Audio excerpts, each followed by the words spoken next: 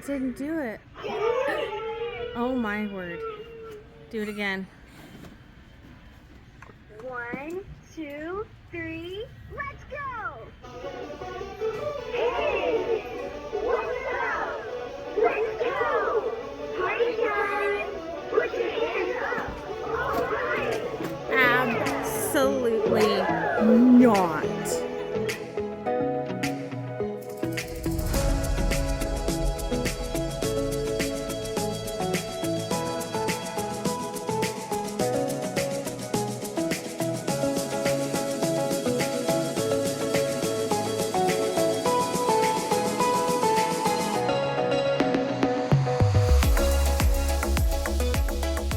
Hi everybody, my name is Emily, the Prarie Home Stitcher, and this is my Flosstube channel. I believe this is Flosstube number 9, I think. If I am more quiet and, sniffly or whatever, I am still sick. I had put on the channel a few times, or once, and in the Facebook group a couple times, that I am fighting some sort of flu or upper respiratory something. So I've had a really hard time getting a Flosstube out this last month between holidays and this. My baby, Ben, is also struggling with the same malady. So yeah, it's gonna be a little short and probably not a lot of energy. So I will just get into kind of just updates quickly. I've been sick. I missed the last Flosstube, and I probably shouldn't be filming right now. I should be resting, but my in-laws are coming in from Florida this, Thursday, I believe. So I really wanted to make sure I got a Flosstube out before they got here so that I could get all of the light and filming stuff put away so that it wasn't in the way for when they're here, because I film at my kitchen table, so we're gonna need that. So they'll be in Thursday. We had a great Thanksgiving. It's usually pretty busy. I come from a split family, broken family. My mom and dad divorced when I was an infant.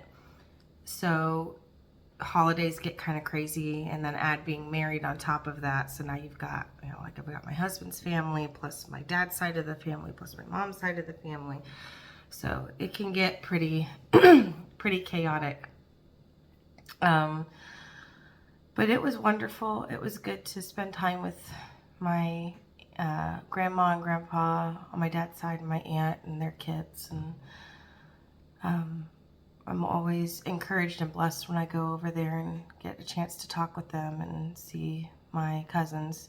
My cousins are more like the age in that side is just really weird. So, my cousins are more like my nieces and nephews in age. So I'm just Aunt Emily, so which is fine. And then we spent, I can't remember, day before Thanksgiving, maybe that's what it was, with my mom and my sister, and we smoked turkey legs instead of doing the whole turkey. I recommend doing that. That was amazing, because the turkey leg's what everybody wants anyway, right? At least when I was a kid, and even now, it's like battle for the turkey legs. So we just bought, 9, and everybody got their own turkey leg. So we just put them in the smoker, and it was so easy to smoke them, and they came out perfect. So, or it's a pellet grill. But yeah, highly recommend doing turkey legs if you have a pellet grill or smoker. And then we did, that Saturday after Thanksgiving, we did a family, my husband's family, we did a Thanksgiving leftovers night, and we all hung out and got to spend time together, which was amazing to spend time with my husband's side of the family. It's always an encouragement to be over there, and they love my kids so much, and they always want to play with them. And so we had a really good time with family. It's been kind of crazy with me being sick and trying to get the house ready for my in-laws. They have some special needs, so we built a ramp to the house, and there's some other things we got to do to get the house ready for them. so that they can stay here comfortably for a week. So, other than, oh, we had a church. I think I probably have a picture up on this video. I might not do a ton of editing on this, but I'll probably make it maybe the cover picture for this video of, we did a church Thanksgiving, which was amazing and wonderful. And my daughter was in the choir, they do something called Sing and Ring, and which is a handbell choir and singing, and they did a little performance, and that was amazing to see her doing that and blossoming in such a good way. She loves music and she loves to sing, and she loves instruments. She's like her mom. I play about 12 instruments, and my husband plays almost about as much. We're a very, very musical family, and my husband and I have served as worship ministers in, well, 2 countries now, because Kansas and Canada. But ever since we've been married, for about 17 years, we have served in ministry as worship directors, worship pastors, leaders, all of it. Music director. After having been, this last kind of 6 months has been the first time in a long time, really almost ever, that we have not been doing ministry.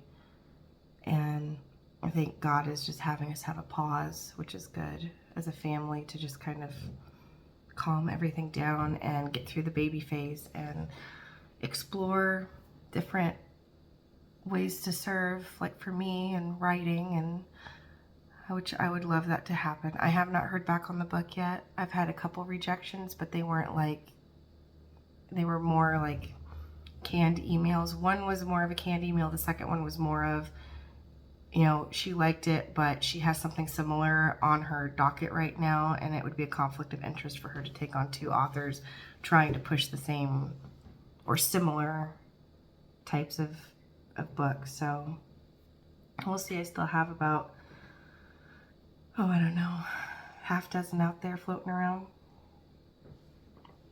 So just keep our family in your prayers, and I am praying I pray for you guys. I really do, even when I'm sick, because I don't know, it's just always something that I believed in, that when you're going through the fire or you're drowning under the waves, there's probably somebody going through the same. And there's no greater time to pray for someone else than when you're going through the same thing. So,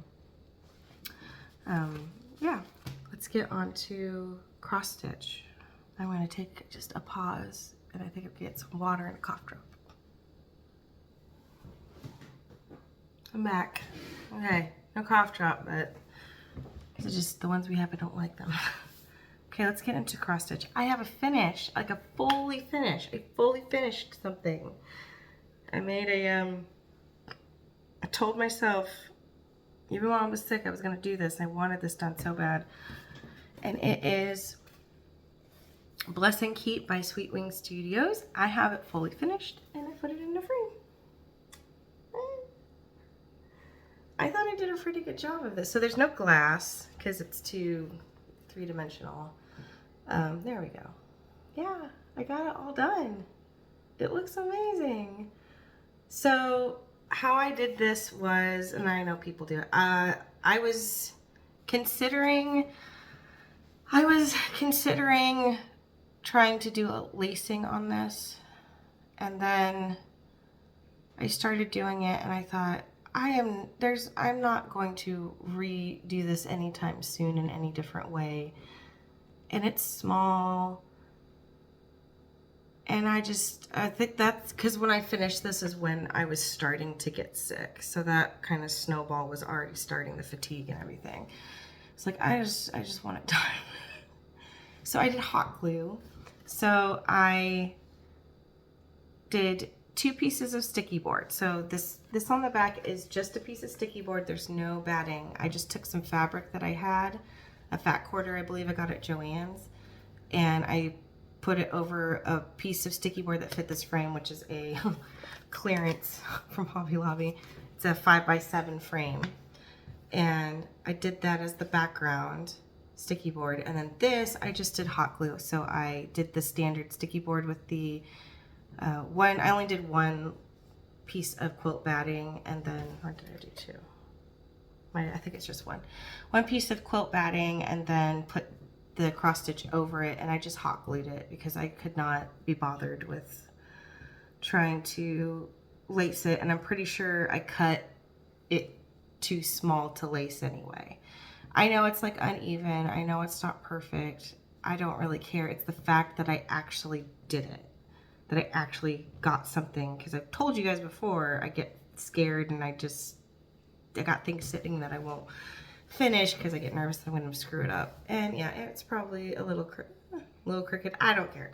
I finished it. It can be in my house. It can be sitting up. My daughter can put it in her room now, which we are finishing that tonight. Is she's moving into her own room in our basement. My husband has been pulling ridiculously late nights, which he shouldn't be doing at 42 years old. He should not be doing that, but he's doing it. And I get so worried about him, about his health, but shouldn't be doing that. But he did it, and so she's moving into her room tonight. It's not fully finished yet, but we got to get the kids, we got to get them out from the top floor. We live in a ranch style house, but it has a partially finished basement. So, you know, there's like, I don't know, 1,400 square feet on the top of the house, and then the exact same on the bottom because it's the same amount, and then a 2-car garage. So at the moment, we've all been like the 2 rooms. There were 3 rooms up here, but we converted one into like a homeschool room, but then, you know, stuff happened and now it's not a homeschool room. So my husband wants to convert it to a like put my piano in there and then make it into almost like an office area so that I can be writing more, because he's really trying to push me to write more. So the original plan for moving in here a year ago was to get the kids in the basement and build them their own rooms down there, because there's plenty of room to build 3 bedrooms down there. So we've only had the 2 bedrooms up here. So my son and daughter have been sharing one, and then we've had the master bedroom that has a bath on it. And that's how we've been kind of living. And then the basement's just been kind of like a playroom. Kids go down there to play and stuff. And my sewing machine and all that's down there. So she's moving in there. And I'm going to put this in there. I know it's not finished, but we'll put it up in there so she can see it. So I'm so excited that that got done. Sorry, we went on kind of a tangent. Let's get back to it. So what I've been kind of working on, or trying to, hold on. Sorry, I had to cough, and mine are really, really nasty sounding. My big toe designs, the name of Jesus. I'm sick. The names of Jesus, here it is. My big project that I've been tackling little bit by little bit. So here's my progress, guys. I made a lot. I did pretty good on it. So I finished Lord of Lords, came down here. I did some more of the border to kind of, because I believe it was up. Oh wait, no, yeah, I did a little bit more of the border, finished that, and then I came back over here to this side, because I'm going to come back and do the King of Kings. Let's see, I'm going to come do King of Kings and Light of the World. So I had finished this section, come down, did a tiny bit of the border, and then moved back over and started tackling, because I had stopped about there. So I came in and I did some more of the border down here. And this is a piece of thread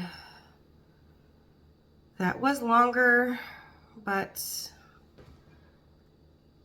the cat got it and she bit it. She didn't swallow a needle or anything. Nothing happened. She was just, because the needle was not on the thread. It was just kind of sitting.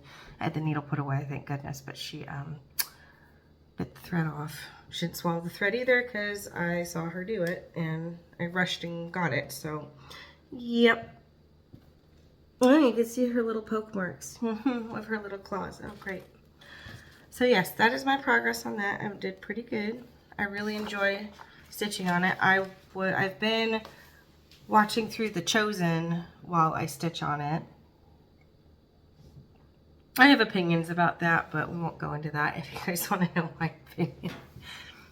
Maybe I should do a live after. I'm going to do a birthday live for sure, because I think that would be fun. My birthday's January 19th, and so I thought I would try to do, like, even if nobody's on, it could still be a video, but I'll go into that after I'm feeling better. So there's that one. I worked some on Religious Christmas Trio by Primrose Cottage Stitches. I've been working on this Come Let Us Adore Him, which is my goal to get this finished by Christmas, which I think it will be. This is not much. So here it is. So I can't recall where I was last time. I think, was I just finishing Let Us? So I got him, and I got the little, sorry, I'm losing my voice now. Better hurry. Got this star here, and I can't recall if I had this part done. I know I did a whole bunch on it from last time. I did a whole bunch because I really enjoyed stitching on it, and it was fairly easy with it having a lot of colors and it being pretty straightforward. When I was not feeling well, this was really easy to just sit and kind of, you know, it's all red. I didn't really have to think too hard about it. And it's small. So yeah, I'm gonna be, that's my next goal, is to get that finished, and I definitely want to get it. I'm going to, that's where the inspiration for this came from, was from this picture, because I'm pretty sure that's almost exactly what they did there. See, I think there's a piece of sticky board with fabric behind it.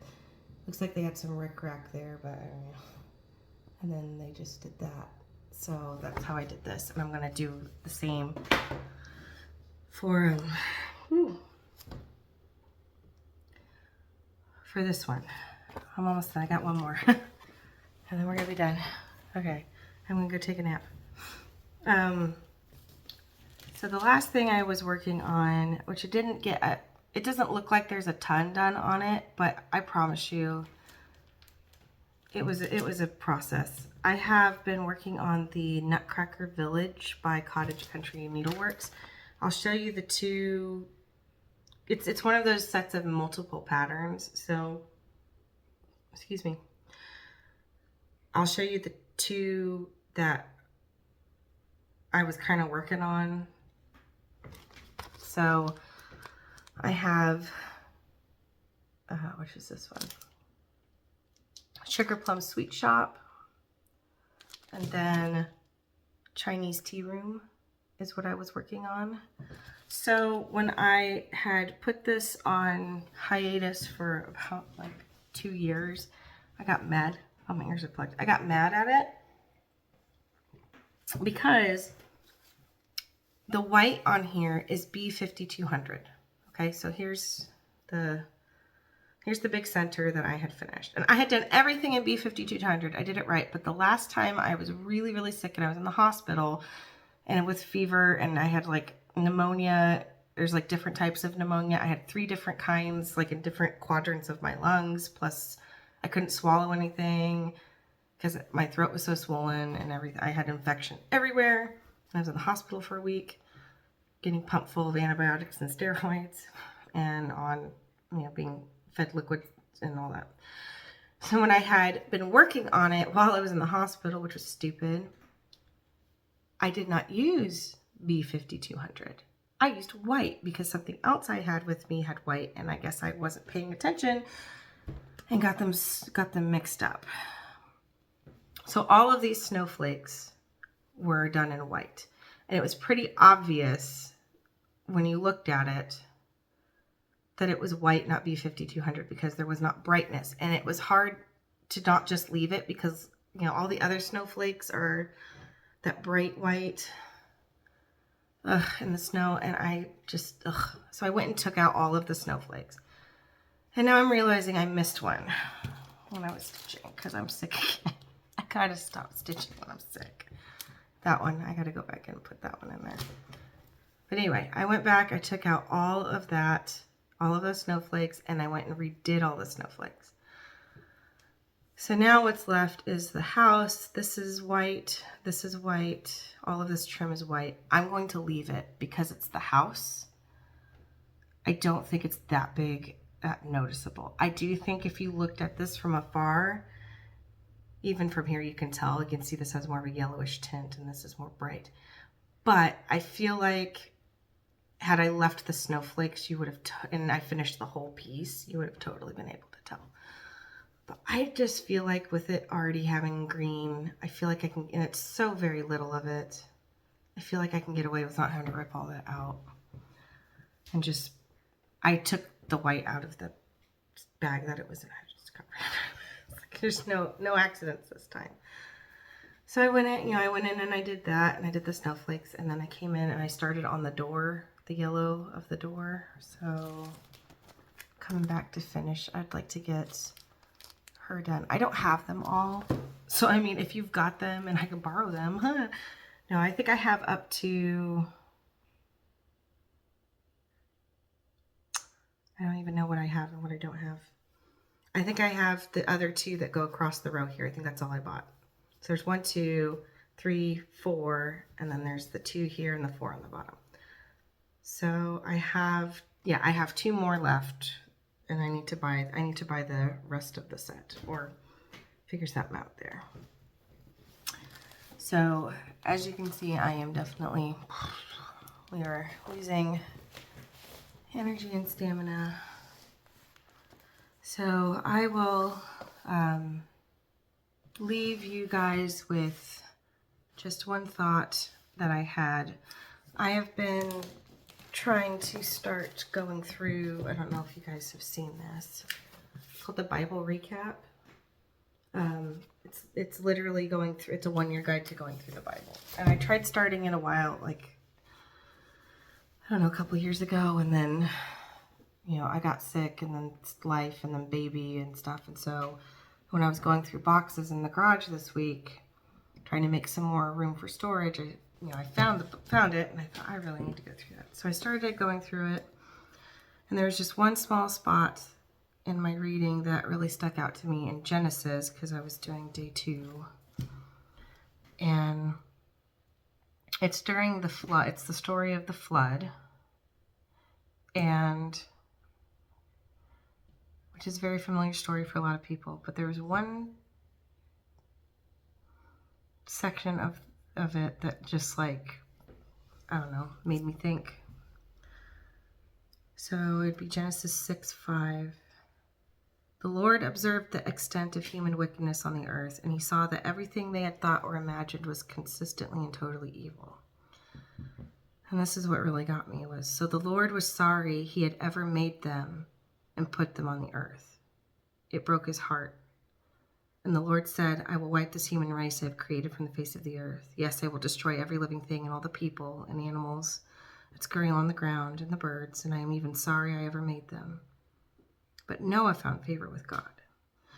So it sounds super bleak and kind of makes you think, like, wow, God just was, like, ready to throw hands and, you know, kind of dramatic a little bit.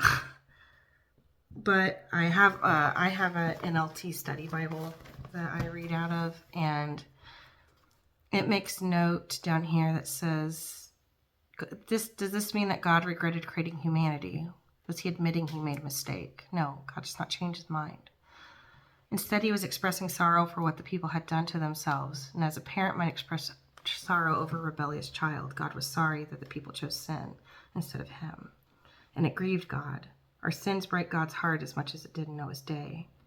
Noah, however, pleased God. Although he was far from perfect, we can follow his example to find favor in spite of the sin that surrounds us.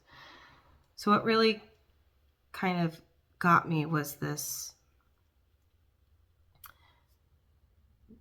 It's always great to realize how God he understands us. Even in all of his greatness and holiness and how magnificent he is and that he is God, he still understands. And remember, this is before Jesus came to live on earth as a human. You know, that part of God came to live on earth as a human. God still understood the plight of parenthood, where you have a child that is going astray or is falling, or you've done the right things, but they're still making these choices that grieve you inside, and it hurts, and just the absolute tearing apart that you feel as a parent. My kids are young. I have not really gone through this, but I have seen this, even in my rebellious youth. I mean, we've all had that, but just his understanding of, all of those parents out there with difficult teenagers or difficult adult children that, you're just like, I did the right things. They grew up knowing better. And yet they're still making choices, and like, what did I do wrong? And it may not even be that you did anything wrong. And just knowing that God understands that feeling. I mean, he said so right here. He's saying he felt even just sorry that he put them on the earth. And it wasn't that he regretted that he made him, or felt like he made a mistake. It just that the extent that it grieved him. Why are my children doing this? I gave them everything they could need, and they're still making these choices. And the grief that he saw and he felt.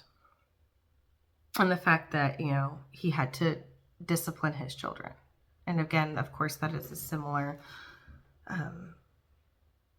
pattern throughout all of the Old Testament with the children of Israel and everything. But just the fact that God understands the pain. He understands the regret, or not the regret, but the grief. That's the word. The grieving that takes place when he sees, like the study Bible said, where it's the expression of sorrow, when he sees what they're doing to themselves and how they're hurting themselves and how they're constantly just being ripped down by sin and by their choices. So he understands. And like I said, this is God. This is pre-Jesus. So this is, even in all of his greatness, he's still a father. He still understands. He still gets it. So going to him and praying, when you pray for your children, or you're praying for a family member or loved one who is, making these bad decisions, or who is constantly stumbling and falling away, when we talk to God, understand that he really does understand. He gets it. So when you talk to him, you're talking to somebody who has walked through that already, who's experienced something that he created, destroying themselves, and the grief that is. So that was something I had never really pondered with the whole Noah and the flood story, but that really did kind of awake my curiosity in that. So, all right, I will go ahead and leave you guys, and I am hoping I will get over this. I'm not usually good at recovering from upper respiratory stuff. I have asthma and other, I've just never been good at healing from this kind of thing. So keep praying for me and my family. And I will plan to do filming, 2 weeks from now. Let's see, I will not. Oh, it'd be right before Christmas. That would be really cool if I could get one in right before Christmas. So I will make an effort to try to, because my kids will be off, and my husband will be home for a while, and my in-laws will be back, would have left. So yes, 2 weeks from now, I will make an effort to film, but if I don't, it'll be after the holidays, because it gets really crazy. So I will keep everybody updated on what's going on, if I'm going to film before Christmas or not. So I am definitely lost my voice now, so I will let you guys go, and I will see you hopefully before Christmas, but if not, Merry Christmas.